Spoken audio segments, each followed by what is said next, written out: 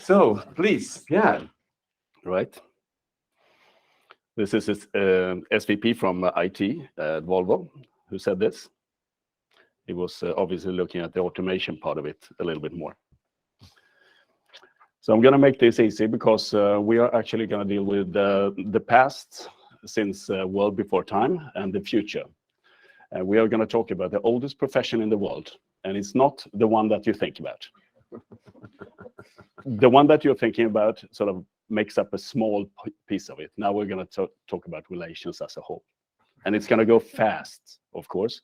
I applied for 60 minutes, and you correctly gave me 15, right? No, 7. Sorry. Are you sure about that? Okay, I got 7. I actually increased now from 5 to 7, so thank you. Sure. So fasten your seatbelts, because what we are looking at is a problem.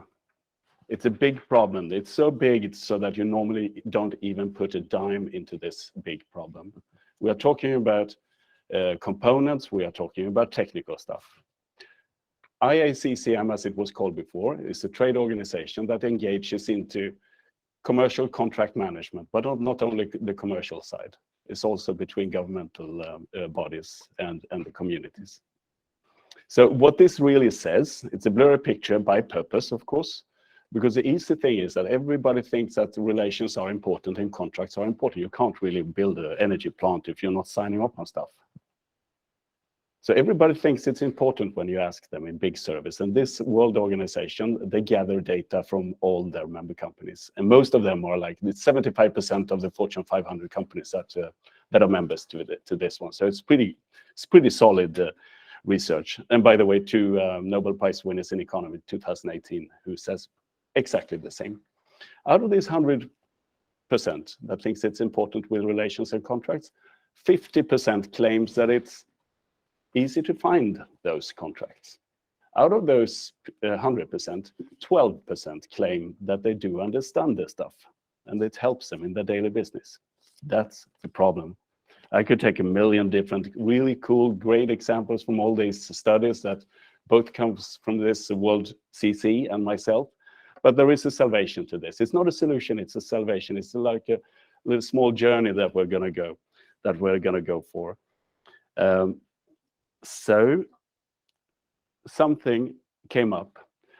I don't know how many of you, I'm not going to ask you any questions.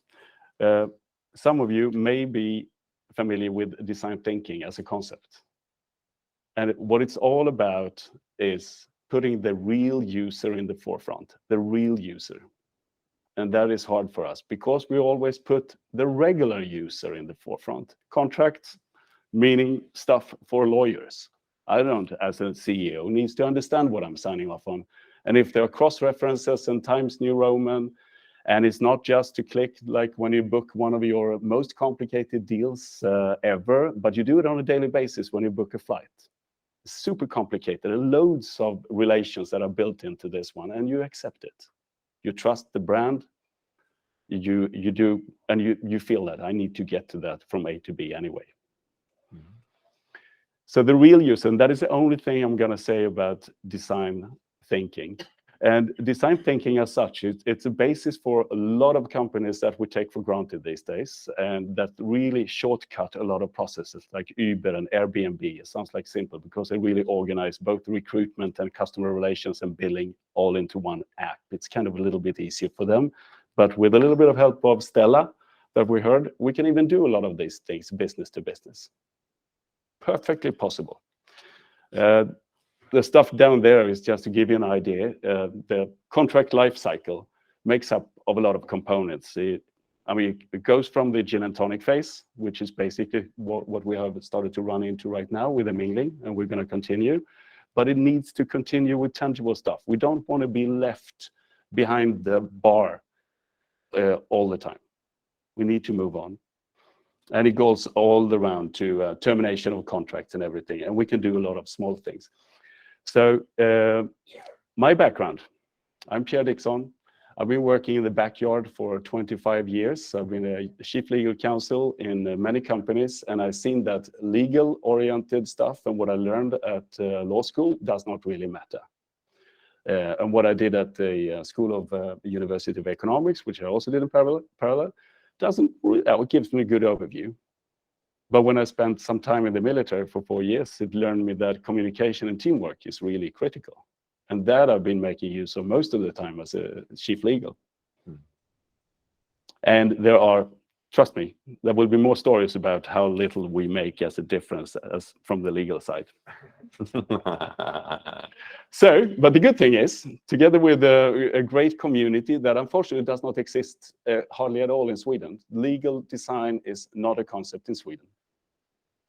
We still educate sort of forward-looking people in the same old tracks that we've done for the past several hundred years. No change. But outside of the country, like in Sao Paulo, we have legal designers that are doing it in a totally different way.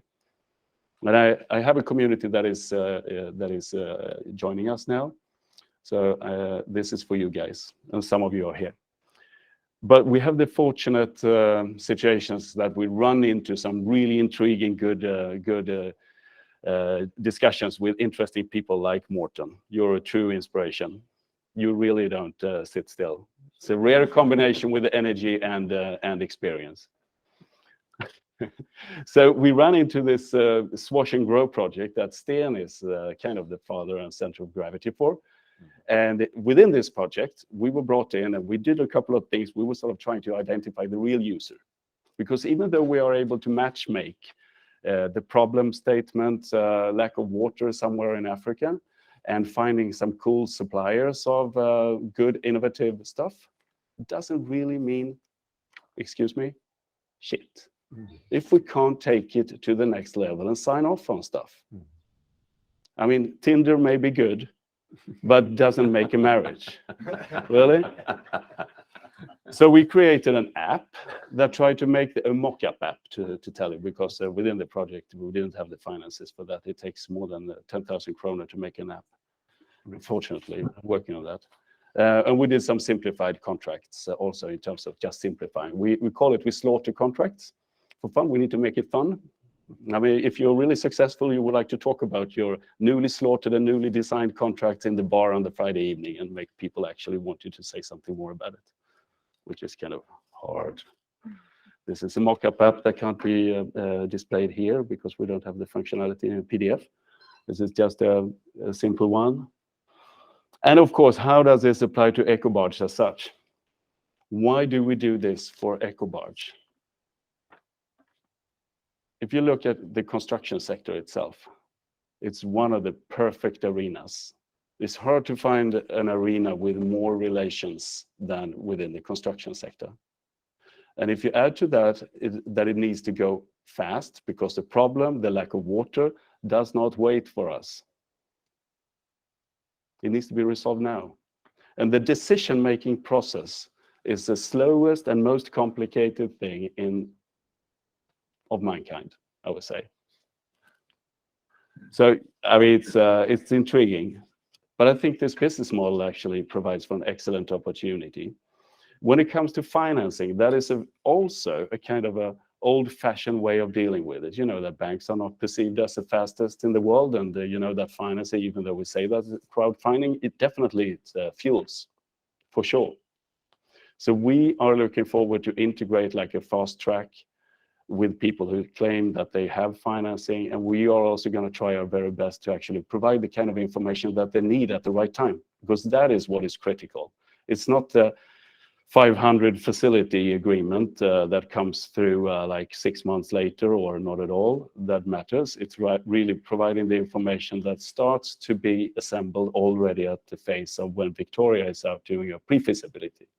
That is of kind of interest to Johan Frösling, to even sort of be online a little bit with respect to the information that you need, hopefully pushed to your email, comes into your system or the system that we're going to use.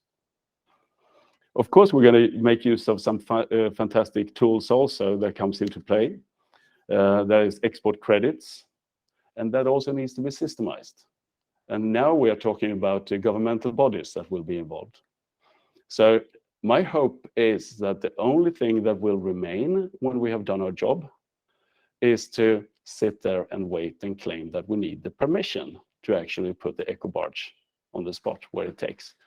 Because the whole beauty of sort of minimizing risks is important for investors. They hate risks, right? They would like those to be eliminated. I know that you're looking at me now. So this is a whole collaboration agreement actually with another company. So this is a super short story about the fact that we can do an enormous amount of things to actually trick our slow minds when it comes to actually contracting and feel that we actually trust each other, because contracts are trust. That's what it's based on. And contracts are relations. Thank you. So true.